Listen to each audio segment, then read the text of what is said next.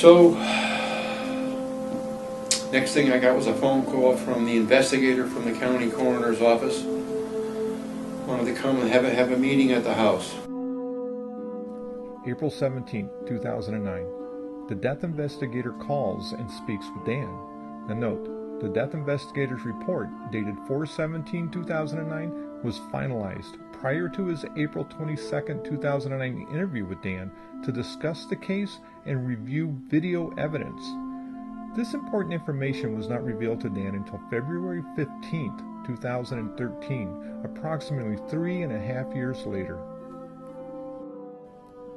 It was interesting to note that the death investigator had already finalized his report, and under the circumstances of death, he only listed 5 words, abbreviations. That was the extent of his report. Another interesting fact, that on April 17, 2009, when the death investigator called and spoke with Dan, he never made Dan aware that he had been present during the autopsy with the coroner and had already finalized his report. What's interesting during that phone conversation is Dan asked the death investigator if he looked at the videotapes, what would happen? Would the information go into his report? The death investigator replied, "Yep, absolutely." However, that was a lie. Nothing showed up on that report other than what we just saw. Okay, so you're looking at the video is going to do exactly what now? So in your report? Yes, absolutely. All right. Now, is there a way you can make a copy of that, the disc or whatever? Yes, I can. I would like Dr. to see the tape also. Oh, you know what? I agree 1,000%. That's the guy I want to look at it. Let's recap. April 11th, Anthony passes away. April 13th, the autopsy report. April 14th, death certificate completed. April 17th, the death investigator's report finalized. April 22nd, 5 days after his 5-word report had been finalized, the death investigator now wants to interview Dan and review video evidence? The death investigator watched videos with Dan, as Dan points out the nurse wringing out of the fluid into the wound several times, but the investigator never questions the nurse's procedures as to cleaning and packing the wound, only commenting that the district attorney had to get involved now that he witnessed these videos. It is obviously clear the death certificate wanted us to see gunshot and not sepsis.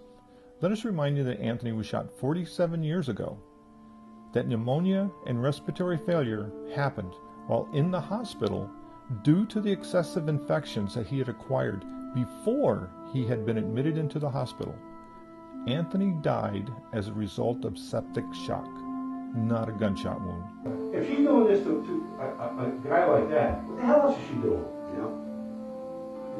I think the best thing is let's watch some stuff, right? Get comfortable. What? I'm just you're in a daze, right? Well, you know, I just saw those 2 tapes. It's unbelievable, yeah.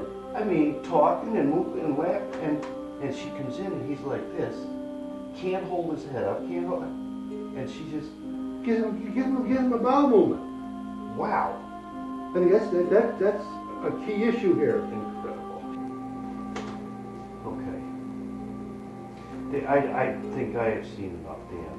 The thing with the DA is, wow. You see him. It was his conclusion that he used to say they're sabotaging me, Dan. It needs to be brought to justice. That's why we need the DA involved. One way or another. The death investigator had just watched the videos with Dan. You can tell from his reactions from watching the video that he was in shock. He says that's why we need to get the DA involved, one way or the other. Why would a death investigator make a comment like that unless it wasn't true?